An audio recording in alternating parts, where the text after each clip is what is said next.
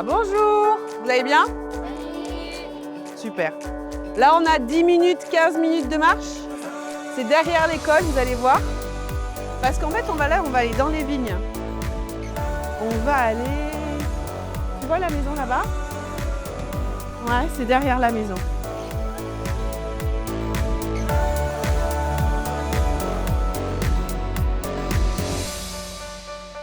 Moi, je suis Anne-Laure et je suis vigneronne. Donc ça, c'est nos vignes, par exemple, là, tout autour.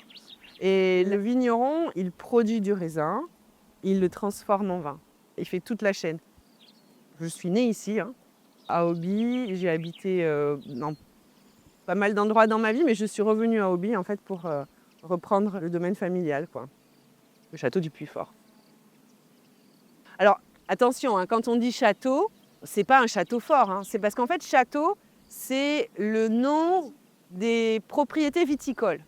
Si vous êtes viticulteur et que vous avez un domaine, en Bordeaux, on les appelle châteaux. Mais on ne vit pas dans un château, hein. Oula, oula, oula, oula, oula. Non, non, non. Oui, non, je suis une princesse.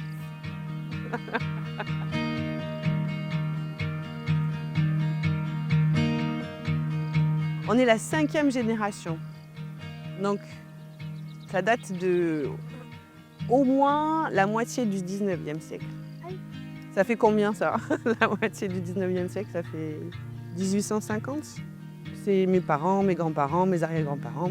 Ça fait un moment que c'est dans la famille. Ouais. En fait, nous, on a repris parce que sinon, ça s'arrêtait. Et on a voulu reprendre justement parce qu'on est très attachés à nos vignes et parce qu'on aime ce qu'on fait, quoi. Et c'est vrai que si on décide d'arrêter, il n'y a plus rien. Moi, j'avais des arrière-grands-parents qui étaient agriculteurs, fermiers, tonneliers. Vous savez ce que c'est un tonnelier? Qu'est-ce qui fabrique le tonnelier? Ah ah, ouais. Oh, des tonneaux. Ouais. Et des tonneaux, on en a besoin, nous, dans la viticulture, pour faire du vin. Et donc, en fait, petit à petit, ils ont acheté des vignes, plus de vignes, et ils se sont installés vraiment en tant que viticulteurs. Et à un moment donné, ils ont arrêté et la tonnellerie et tout ce qui était polyculture. Et nous, on recommence la polyculture, avec les abeilles notamment. La polyculture, c'était le modèle d'agriculture des générations précédentes. C'est-à-dire, ils avaient un peu de vignes, un peu de blé, ils avaient quelques vaches, ils avaient quelques moutons. Et comme ça, en fait, ils pouvaient, s'il n'y avait pas de récolte de raisins cette année-là, ils pouvaient compter sur le lait, ils pouvaient compter sur les céréales. Il y avait quelque chose aussi pour arriver à en vivre.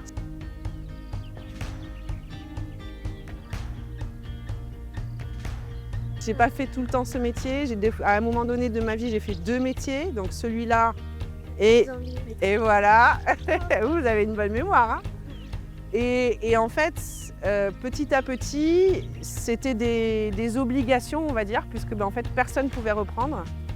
Il y a eu un moment donné où il a fallu se poser la question, est-ce que je reprends ou pas? Et oui, avec ma sœur, on s'est dit oui, on ne veut pas laisser... C'est un beau château, enfin, on fait du bon vin, des bons jus de raisin, donc ça serait très dommage d'arrêter, quoi. Et puis il y a cette histoire familiale, et puis on aime la nature, on a envie de faire quelque chose, un projet qui est vraiment le plus écologique possible. Et on a envie que ça marche.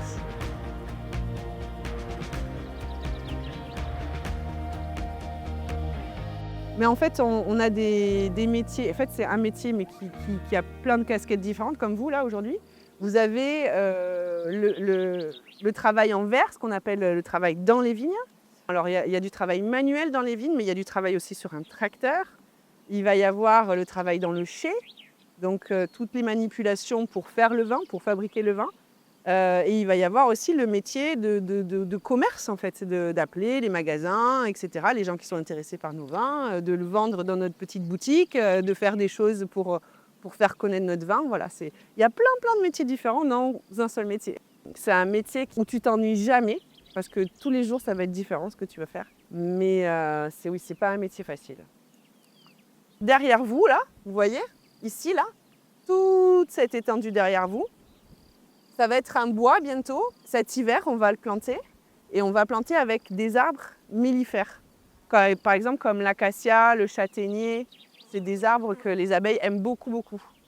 Nous, on protège les vignes d'une maladie qui s'appelle le mildiou en mettant de la bouillie bordelaise, ce qu'on appelle dans notre jargon, sur les vignes. En fait, ce qu'on va faire aussi, et c'est pour ça qu'on plante des arbres partout, c'est qu'on va planter des arbres pour les protéger de la chaleur, pour les protéger de la pluie, parce que qu'est-ce qui va se passer avec la pluie? Les racines, qu'est-ce qu'elles vont faire? Elles vont absorber l'eau en trop. Donc nous, ça nous intéresse beaucoup parce que l'hiver ici, il y a beaucoup, beaucoup d'eau.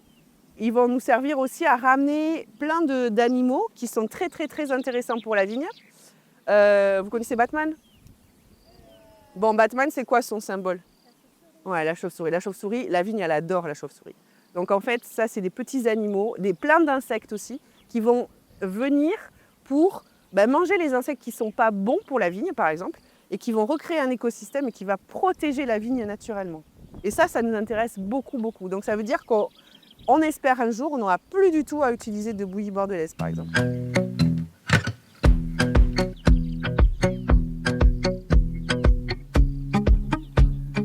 Ici, on est à l'étape de la floraison, c'est-à-dire que là, on a vraiment les bourgeons des fleurs de vigne, et c'est des fleurs microscopiques. Et ensuite, ces fleurs, elles vont se transformer en toutes petites graines de raisin qui vont grossir, suivant les pluies, suivant le temps aussi. Et ce qu'on appelle après la véraison, c'est-à-dire que toutes les graines de raisin, les grains de raisin, pardon, vont à un moment donné se transformer de la couleur verte, parce que c'est vert, ou quand ça grossit, ça grandit, et ça va devenir rouge. Ça va se teinter en violet.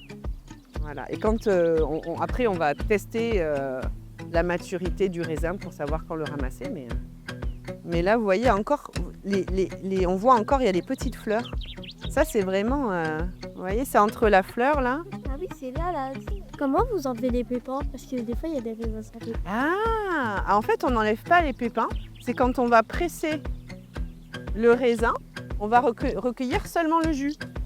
Donc, en fait, tout ce qui est la peau, les pépins et tout ça, on va les garder parce qu'on va les envoyer après à la distillerie, ce qui va encore le presser pour faire de l'alcool.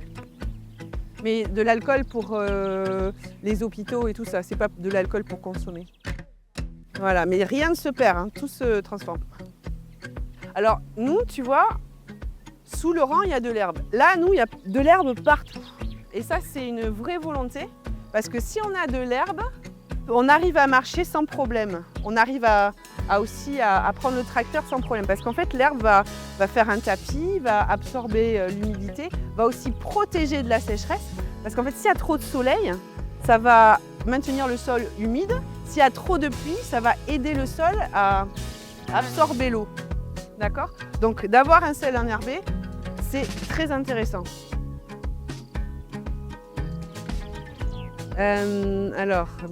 Oui, on en parlait tout à l'heure aussi avec un de tes camarades. Le réchauffement climatique, nous, c'est un gros problème. Il faut qu'on s'adapte et on ne peut pas rester sans rien faire. Donc, c'est pour ça qu'on a planté des arbres et en partie aussi, parce que ça va nous protéger de la sécheresse, ça va nous protéger de trop d'eau. Enfin, nous aussi, en tant qu'êtres humains, la vigne, les insectes, les animaux, etc. On va être sûrement obligés, dans peut-être les 40-50 prochaines années, de changer les cépages. Les cépages, on a différentes sortes de raisins. On a le merlot, malbec, je ne sais pas si vous avez déjà entendu ces mots-là. Cabernet, c'est des différentes sortes de raisins. On appelle ça des cépages. Et en fait, les cépages, ils sont bien habitués à un type de sol, à un type de climat. Et si le climat change, c'est-à-dire si on a un climat maintenant, il est en train de se réchauffer, et si dans 50 ans, il est trop chaud pour avoir le raisin qu'on a, on va être obligé de tout arracher, de tout replanter ou de faire une autre culture. Et en Bretagne, on ne pouvait pas du tout planter de vignes. S'il faisait trop froid, il y avait trop de pluie et tout ça. Et depuis très peu de temps, là, depuis 1 ou 2 ans, parce que le climat s'y prête, ils ont commencé à planter de la vigne. Donc le changement climatique va avoir des impacts sur nos vies, sur les plantes, sur les insectes. On ne sait pas exactement encore comment, sur les océans, mais ça va avoir un impact sur nos vies, c'est sûr. L'année dernière, ça a vraiment eu un impact catastrophique sur les vignes, parce qu'on a eu de la pluie, je ne sais pas si vous vous rappelez, l'année dernière, il a plu toute l'année pratiquement. Et en fait, la pluie va amener une maladie, le mildiou, qui est terrible pour la vigne. Et alors c'est aussi sur les plants de tomates, hein, il n'y a pas que la vigne qui a du mildiou.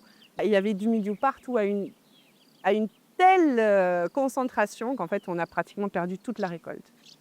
Donc oui, le changement climatique peut avoir des effets très très négatifs sur notre métier. C'est pour ça qu'il faut essayer, dans la mesure du possible, de freiner ce réchauffement climatique. Je suis d'accord avec toi, mais c'est vrai que si on y pense, c'est très angoissant. C'est pour ça qu'il faut essayer de faire quelque chose. Et même à sa petite échelle, c'est bien de faire quelque chose. Ou même s'intéresser à ce qui se fait autour de soi. Comme ça, on reprend espoir, tu vois. En fait, il ne faut pas être tout le temps dans son coin à se dire « Mon Dieu, c'est terrible, c'est terrible, c'est terrible ». Il faut essayer de se réveiller, de se dire « Bon, ben voilà, qu'est-ce que je peux faire ?» Et ça rend plus optimiste d'être dynamique. Mais c'est vrai que c'est pas facile, enfin, pour tout le monde, hein. C'est pas que pour nous, hein. C'est pour tous les êtres humains, tous les animaux, toutes les plantes, hein.